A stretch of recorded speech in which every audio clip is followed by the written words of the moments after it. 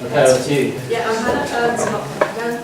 I think we can sort of skip the first couple of slides because we touched on what it is today. Okay. But again, to make one point, despite that the local plan has to work in conformity with the local plan, not produce less development, and actually put forward sites you prefer, so your happy development is already allocated through the local plan. So over to Hesman Stud. They are an equestrian stud striving to become world class.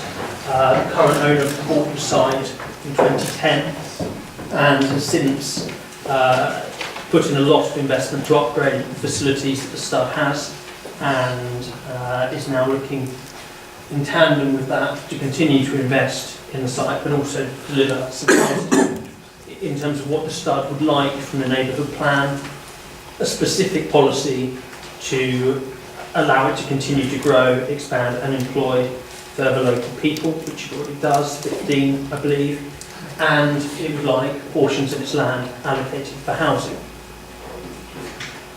In 2015, Wilton District Council produced an iteration of its local plan as it's emerging, and it identified some areas for growth potentially.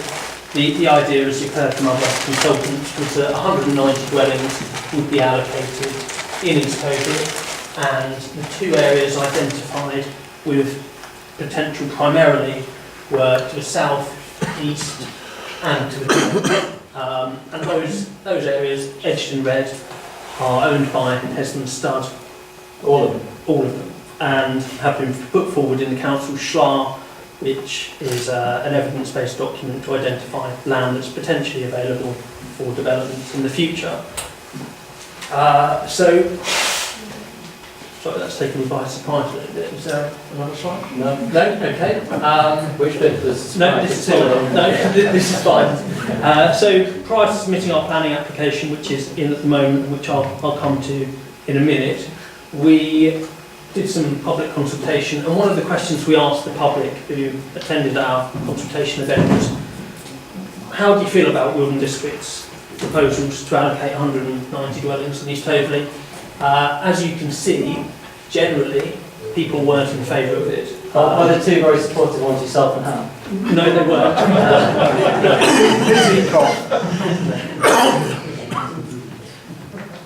We also then asked, would you like your children to be able to buy their first home in East Hoadley? And strangely, the answer is no.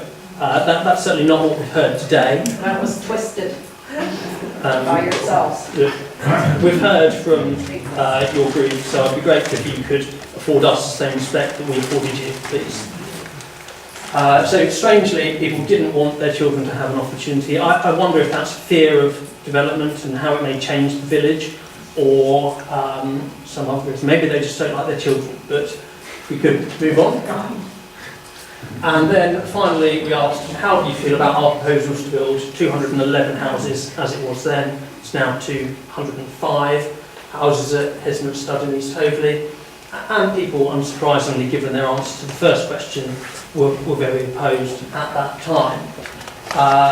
Nonetheless, a planning application is submitted and is live for the demolition of the equestrian workers' dwelling, stables, horse-walker, and the change of use of equestrian land to provide 205 C3 residential dwellings, including 35% affordable.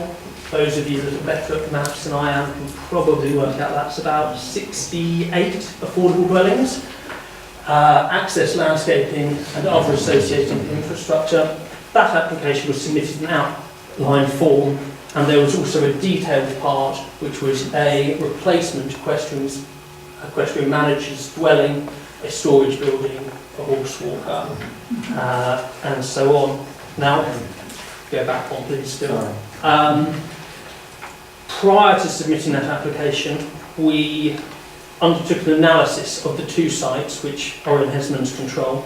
We did landscape work and we did transport work, and we basically ascertained that whilst the council favoured development on the southern side, the northern side was actually a better candidate for development. If I just wind back to your red shaded areas, that planning application is for the northern red area.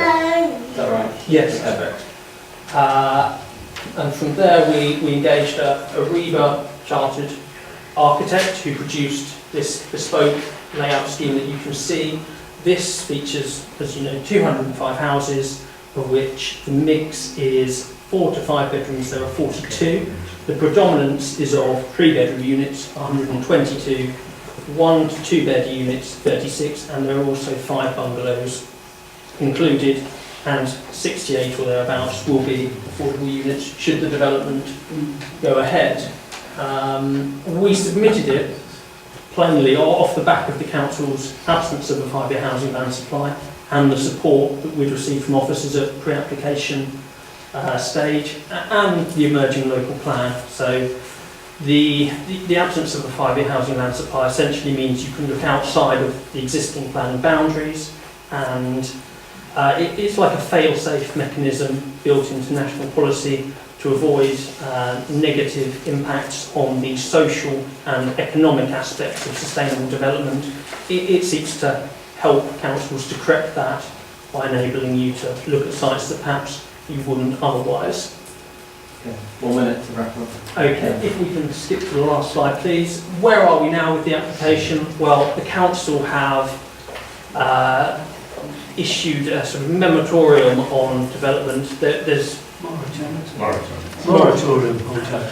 their stance is simply that any new development that creates one additional new car movement should not progress at this time.